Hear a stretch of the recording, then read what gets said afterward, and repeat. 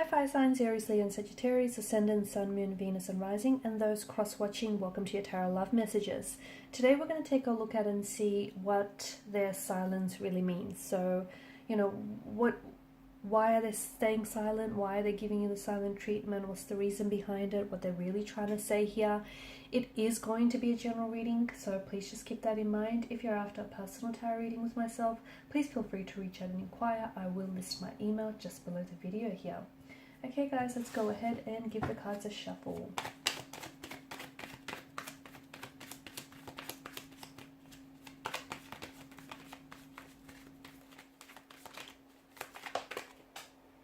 Okay. Alright, you've got the Devil here that has flown out of the pile.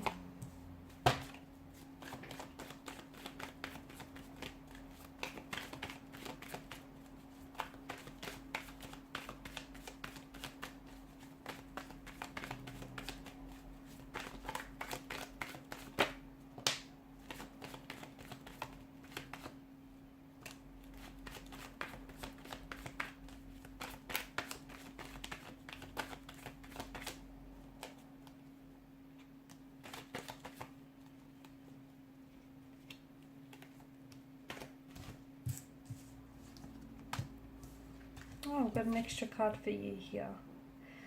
This is intense. Their lack of communication, their silence here is definitely, well, it's intense here. Bottom of the deck you have the King of Swords, and the King of Swords is the seeker of truth here. There will be contact in the future, but for now, it feels like this is all too much for some of you here. Okay, someone is really, like, your silence or their silence really is worrying you. Okay, it could be keeping you up at night. It's a very restless type of energy here. What's going on with your person? It kind of has this kind of has the energy of a possible twin flame connection. Maybe that's why it feels so intense. You guys are so you're so magnetized to one another, you're so drawn to one another that even during a twin flame separation here, you're really able to feel each other energetically. So this, for a lot of you watching, this is a twin flame separation phase, a twin flame separation period that you're going through. Okay, and I feel like, this person that you're with, this feels like a mirror soul. Okay, and essentially, a twin flame relationship occurs when one particular soul is split between two bodies. So, and these two people, these two bodies, these two souls share a very intense soul connection, mirroring each other and almost acting as this catalyst for growth and development and, transformation in each other's life here. So, it feels like you're both mirroring, even though, you're going through this no contact, no communication period, you're both mirroring what each other is feeling or what each other is going through. And it feels like it's really highlighting some of your insecurities and fears. It's really bringing that out to the surface here. So I don't know that the both of you are ready for this kind of intensity or this kind of vulnerability here, even this kind of intimacy. It just feels really incredibly profound, intense, but it's also very enriching here. Okay, so I can see that, like, make no mistake, twin flame connections can be very toxic. There can be a lot of toxicity, and I can see that, this connection in particular does have some toxicities to it here. Okay, it can quickly, especially when both parties or even one of the parties aren't ready, that can quickly become very toxic here. So it feels like maybe the honeymoon phase of this relationship has ended here, and this is where, when this phase ends, you're now entering into this attachment phase. Okay, and this is a phase from the relationship where attachment issues really begin to appear and become highlighted here, and your love and your connection with one another is really being put to the test, because you start identifying with your shadow side or their shadow side, or even the shadow sides and the darker aspects of this connection here. So there's a ton of push and pull. Your person wants to communicate with you, but at the same time they don't know what to say. Like, your person is feeling things intensely, but at the same time then they don't know what it is that they feel here. And it feels like one person is really attached to this connection and is doing the chasing, but the other person is wanting to abandon the relationship, and therefore they're avoiding commitment, okay? They're avoiding commitment, they're avoiding, you know, putting a title or a label to it here. So it just feels like it's very intense here. Whoever is doing the chasing, I feel like they feel like that's the reward for them, the thrill of the hunt, the thrill of the seek, whilst whoever is doing the running is the one that's ultimately, you know, causing this separation here. What's going on with them? A lot, to be honest with you. But just because they're not communicating with you, it doesn't mean that they've forgotten about you. It doesn't mean that they've moved on, or that, you know, you've never really existed here.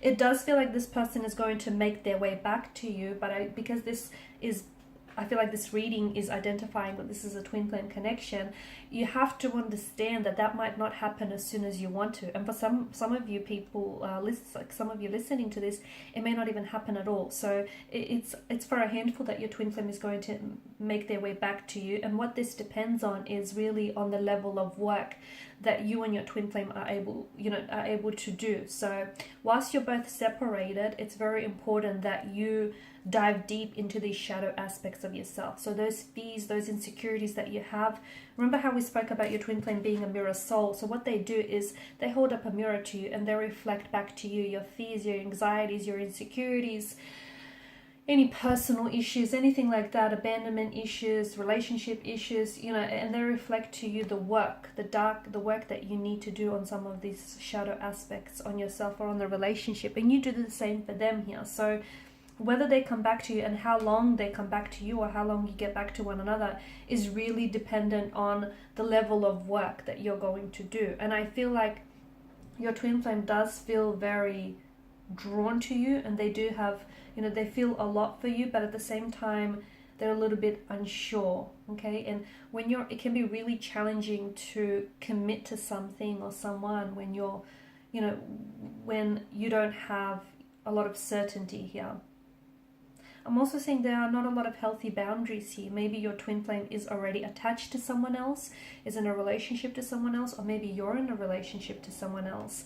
I feel like more growth is needed in this connection, and therefore this period of silence or this separation is essential. In fact, it's instrumental, because when they come back, I feel like they need to grow through what it is that you're going through, so that they could come back in a healthier way, okay, and not in this devilish kind of energy here. So look, for some of you, maybe this is a case of you meeting your twin flame too soon, but their silence, essentially, this no contact, no communication, and their silence here it's healthy in some way, because it allows to facilitate a certain level of growth. So they will be back. I just don't think it's going to happen as fast or as soon as you want to. But I think, you know, the reason, you have to understand the reason for the separation is because growth isn't happening within the relationship, and you know it. And maybe you're the one that sort of invited this separation here. You know, it feels, maybe you felt as though this relationship, this connection felt so stagnant, and you weren't able to be the best versions for yourself, and it wasn't the healthiest relationship, and maybe you asked for this separation here. But it feels like this phase is the phase of this connection here, okay? There's a lot of codependency, jealousy, or even someone else being involved here, and it feels like there's a lot of growth that lies for you and your twin flame here. A lot of people think, when they instantly hear like twin flame, they think, oh yeah, that's their perfect match, but they're not. Twin flames are not. Perfection doesn't exist, first and foremost. Let's get that out of the way. And you know, that's very, if you think that way, can be very confusing, can be very toxic, and very highly sabotaging to even think that way, because it's, you know, you don't need anyone to complete you or to complete your soul. That's absolutely your own personal responsibility. No one else, like, you know, can give you that happiness. That's your responsibility, and that's no one else's responsibility. So, you know, I feel like there's a lot of work that needs to be done. I also feel like one twin flame is a little bit more mature than the other. One is more maturing while the other one is stagnated. That's why you guys are out of alignment with one another, okay? Even though you're similar, you're also, you know, out of sync with one another here. But I feel like you are reflecting to each other. You are reflecting back to each other emotionally, mentally, and spiritually with what it is that's going on. They will come back into your life. There will be a lot of contact, a lot of communication. I just feel like they need to sort out some of what's going on with their energy, which is that there are a lot that they're going through. I feel like even for some of you listening, your twin flame is, in fact, they're resorting to substance or addictions here to kind of numb the pain or kind of help them cope.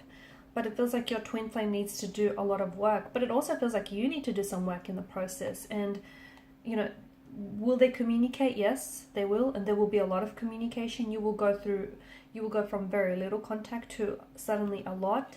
And it's possible that a new beginning might be on the horizon for you as well. Okay, they come back and they might want to, and they might be a better, healthier version of themselves. I mean, look at the stark contrast, especially with the color symbolism. You know, they go from the devil's energy to all of a sudden the fool's energy here. The devil is such a heavy energy. The fool is so lighthearted and carefree.